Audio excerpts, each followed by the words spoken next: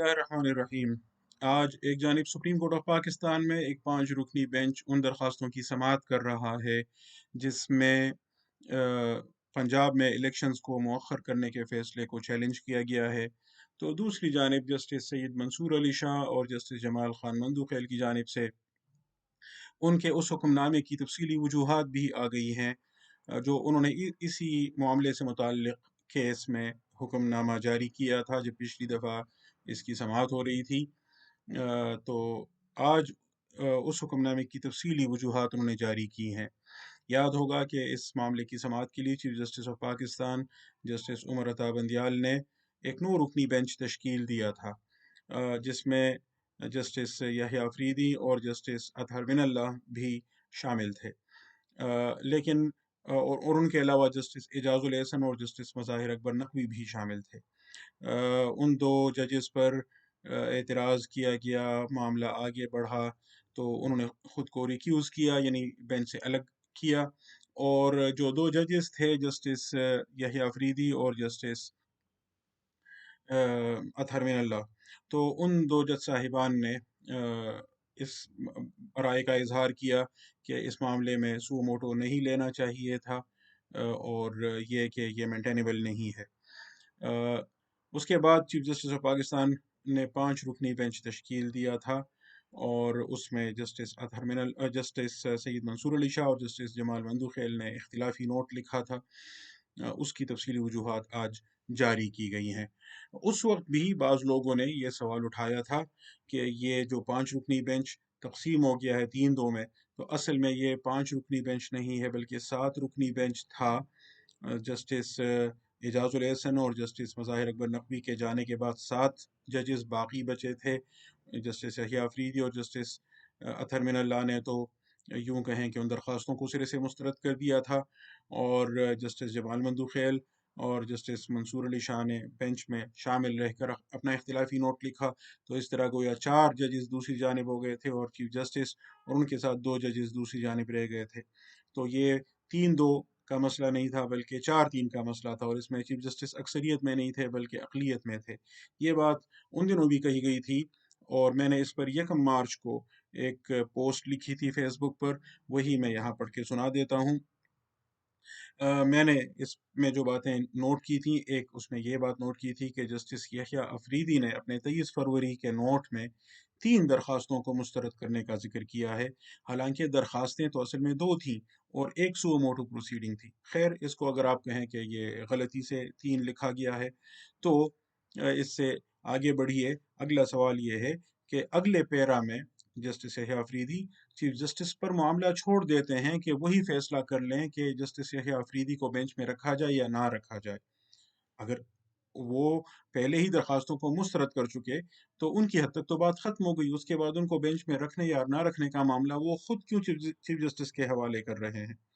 अच्छा, इसे भी नजरअंदाज कर लें तो अगला सवाल ये है कि जब 23 फरवरी को वो फारिग हो चुके तो 27 फरवरी को यानी 4 दिन बाद फिर उसी 9 रुकनी बेंच में बैठकर कैसे वो चीफ जस्टिस को कह रहे हैं कि बेंच की तश्कील 9 करें। जो तश्कील 9 का हुक्मनामा है जो 27 फरवरी को सुप्रीम कोर्ट ने जारी किया है, उसमें 9 के 9 जजेस के दस्तखत हैं। यानी उसमें जस्टिस एजाजुल एहसन और जस्टिस मज़ाहिर अकबर नकवी के भी दस्तखत हैं और उसमें जस्टिस यहया अफरीदी और जस्टिस अतहर मिनल्लाह के भी दस्तखत हैं। तो अगर 23 फरवरी को ये 2 जजेस फारिग हो चुके थे, जस्टिस यहया अफरीदी और जस्टिस अतहर मिनल्लाह, तो 27 फरवरी को ये फिर कैसे उस हुक्मनामे पर दस्तखत कर रहे थे जिसमें बेंच की तश्कील 9 का मामला चीफ जस्टिस को रेफर किया गया। अच्छा, फिर जब बेंच की तश्कील 9 की गई तो क्या पिछला बेंच खत्म नहीं हो गया? इस पर यह सवाल तो उठता है और यकीनन उठता है कि नया बेंच 9 रुकनी होना चाहिए था या 5 रुकनी, क्योंकि जब एक दफा 9 रुकनी बेंच तश्कील दिया गया तो अब जब रिकॉन्स्टिट्यूट किया जा रहा है बेंच, तो क्या वही तादाद होनी चाहिए थी या नहीं। उसमें इजाफा तो शायद हो सकता था, चीफ जस्टिस के पास लार्जर बेंच तश्कील देने का इख्तियार तो है, लेकिन क्या चीफ जस्टिस के पास एक दफा बेंच तश्कील देने के बाद उसकी तादाद कम करने का इख्तियार भी है? शायद नहीं है। तो ये सवाल तो बनता था।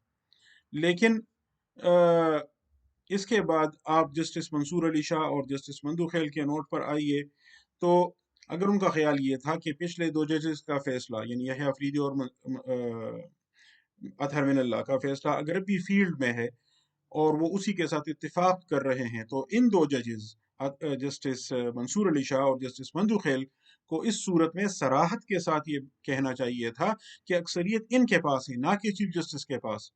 اور دوسری بات جو اس سے زیادہ اہم ہے، اگر واقعی ان کا خیال یہ تھا کہ اکثریت ان کے پاس ہے، تو آرڈر آف دا کورٹ انہی کو لکھنا چاہیے تھا اور اس پر یہ دستخط کرتے یہ دونوں، اور جو یحییٰ افریدی اور اطہر بن اللہ تھے وہ بھی دستخط کرتے، اور پھر اس سے جو اختلاف کرتے چیف جسٹس اور باقی دو جج صاحبان، تو وہ اس کے ساتھ اپنا اختلافی نوٹ لکھ لیتے۔ لیکن انہوں نے تو اس کے برعکس یہ کیا ہے کہ چیف جسٹس نے آرڈر آف دا کورٹ لکھا ہے، 3-2 کا اس میں ذکر بھی کیا ہے، وہاں بھی انہوں نے کوئی اعتراض نہیں کیا کہ نہیں بھائی یہ 3-2 کا مسئلہ نہیں ہے، یہ 4-3 کا مسئلہ ہے۔ اچھا، جسٹس منصور علی شاہ صاحب اپنے فیصلے میں انہوں نے فٹ نوٹ میں اس کا ذکر کیا ہے کہ وہ جو دو جج صاحبان نکل گئے تھے، یحییٰ افریدی اور اطہر من اللہ، وہ بھی اس بینچ کا حصہ تھے، اور ان کا جو نوٹ تھا تو وہ ریکارڈ کا حصہ ہے۔ اچھا، انہوں نے ریکارڈ کا حصہ کا تو ذکر کیا، لیکن وہاں بھی انہوں نے یہ بات صراحت کے ساتھ نہیں کہی کہ ان کا فیصلہ برقرار ہے اور ہم اس کے فیصلے کے ساتھ اتفاق کر رہے ہیں۔ اور پھر یہ بات فٹ نوٹ میں لکھنے کی کیا ضرورت تھی؟ یہ ٹیکسٹ میں کیوں انہوں نے ذکر نہیں کی یہ بات؟ تو یہ تو رہی 1 مارچ کی بات۔ آج اسی حکم نامے کی جو جسٹس منصور علی شاہ اور جسٹس مندو خیل نے جاری کیا تھا، اسی کی تفصیلی وجوہات آئی ہیں، اس لیے یہ کوئی نیا فیصلہ نہیں ہے، یہ بات اچھی طرح نوٹ کیجئے، یہ کوئی نیا فیصلہ نہیں ہے۔ اس لیے اکثریت و اقلیت والے معاملے میں اس سے کچھ نیا برآمد ہونے والا نہیں ہے۔ اور سچی بات یہ ہے کہ اطہر من اللہ صاحب اور یحییٰ افریدی صاحب کے نکلنے کے بعد اگر منصور علی شاہ صاحب اور مندو خیل صاحب کو ان سے اتفاق کرنا تھا تو ان سے ٹرین مس ہو گئی ہے، ان کو اپنے فیصلے میں اسی وقت لکھنا چاہیے تھا۔ اب یہ جو تفصیلی وجوہات میں جو کچھ وہ بتا رہے ہیں، اس کو یوں کہیں ایک آفٹر تھاٹ تو اس کو کہا جا سکتا ہے، لیکن خدا لگتی بات یہ ہے کہ ان سے ٹرین مس ہو چکی ہے۔ البتہ یہ سوال اپنی جگہ برقرار ہے، جیسے میں نے ذکر کیا کہ جب 9 رکنی بینچ چیف جسٹس نے ایک دفعہ تشکیل دیا تھا، تو ریکانسٹیٹیوشن کے بعد پھر 5 رکنی بینچ وہ کیسے بنا سکتے تھے؟ کیا نیا بینچ 9 رکنی نہیں بننا چاہیے تھا؟ چیف جسٹس لارجر بینچ تو تشکیل دے سکتا ہے، لیکن کیا بینچ میں ایک دفعہ تشکیل دینے کے بعد ججز کی تعداد کم کر سکتا ہے؟ اس پر جسٹس قاضی فائز عیسیٰ صاحب اکثر یعنی ان کے فیصلوں میں اس طرح کی بات آتی رہی ہے، بینچز کی تشکیل، خصوصی بینچز کی تشکیل، کس بینچ کے سامنے کون سا مقدمہ لگے گا، پچھلے دنوں اس پر ان کا فیصلہ آیا بھی ہے، اور وہ یہ کہتے ہیں کہ یہ ثوابدید کا معاملہ نہیں ہے اور اس کو کانسٹیٹیوشنل پرنسپلز کے تحت دیکھنا چاہیے۔ تو یہ سوال تو اپنی جگہ برقرار ہے، لیکن یہ سوال اگر رہتا بھی ہے، لارجر بینچ کی تشکیل دینے کا، بینچ ایک دفعہ بن گیا، ریکانسٹیٹیوٹ کرنے کا، اس میں ججز کی تعداد کا، خصوصی بینچ کی تشکیل کا، سو موٹو کے لیے کیا خصوصی بینچ کس قانون کے تحت بنتا ہے، کس اصول کے تحت بنتا ہے، یہ سوالات اگر رہتے ہیں تو اس پر تو یقیناً بحث ہونی چاہیے۔ لیکن اگر اس کیس کے تناظر میں ان سوالات پر بحث ہونی ہے تو اس کا تو ایک ہی طریقہ ہے، اور وہ ریویو کا ہے، نظر ثانی کا ہے۔ نظر ثانی کی درخواست دائر کیے بغیر تو یہ معاملہ آگے نہیں بڑھ سکتا۔ لیکن اب سوال یہ ہے کہ نظر ثانی کی درخواست اگر دائر کی جائے گی تو کس کے سامنے دائر کی جائے گی؟ 9 رکنی بینچ کے سامنے، 7 رکنی بینچ کے سامنے، یا 5 رکنی بینچ کے سامنے؟ اور اس سے بھی زیادہ اہم سوال یہ ہے کہ یہ نظر ثانی کی درخواست کب دائر کی جائے گی، جبکہ ابھی تو چیف جسٹس صاحب اور ان کے ساتھ اتفاق کرنے والے جو دو جج صاحبان تھے ان کی جانب سے تفصیلی وجوہات تو آئی ہی نہیں ہیں۔ اور یہ ایک عجیب معاملہ ہماری عدالتوں میں چل پڑا ہے پچھلے کافی عرصے سے کہ وہ مختصر حکم نامہ جاری کر لیتے ہیں for reasons to be recorded later, وجوہات بعد میں بیان کریں گے۔ بھائی وجوہات بعد میں کیوں بیان کریں گے؟ فیصلے کے ساتھ ہی بیان کریں۔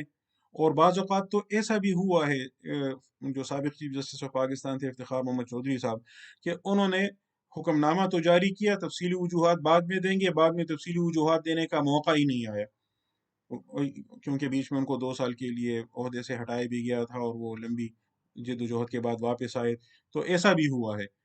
تو تفصیلی وجوہات نہ آئی ہوں تو آپ نظر ثانی کس بات کی کروائیں گے؟ یعنی نظر ثانی میں تو آپ اصل میں ان ریزنز کو، جو پرنسپلز جن پر وہ فیصلہ مبنی ہے، ان کو ٹارگٹ کرتے ہیں نا۔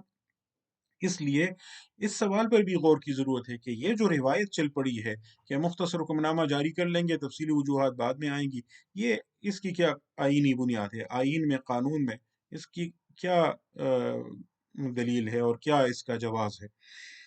अ, और कुछ लोग ये कह रहे हैं अब कि जो एक दफ़ा बेनज़ीर भुट्टो के दौर में चीफ जस्टिस ऑफ पाकिस्तान जो उस वक्त थे सज्जाद अली शाह, उनके खिलाफ जजेस ने बगावत की थी, और कोई क्वेटा की खसूसी बेंच का भी जिक्र कर रहा है और इस तरह की बातें कर रहे हैं। तो ये गोया सज्जाद अली शाह का जो एपिसोड था उसका पार्ट 2 होने वाला है। जहाँ तक मेरी नाक़िस राय है, और अगर इन जज साहिबान को जो मौजूदा चीफ जस्टिस साहिब के साथ इख्तिलाफ़ रखते हैं, अगर मैं उनको वाक़ई समझा हूँ और उनकी जूरिस्प्रूडेंस को समझा हूँ, उनको मैंने जितना फ़ॉलो किया है, तो मेरी तो कतई राय ये है, कतई तौर पर मैं ये समझता हूँ कि इसका कोई इम्कान नहीं है कि उस तरह की कोई बगावत हो।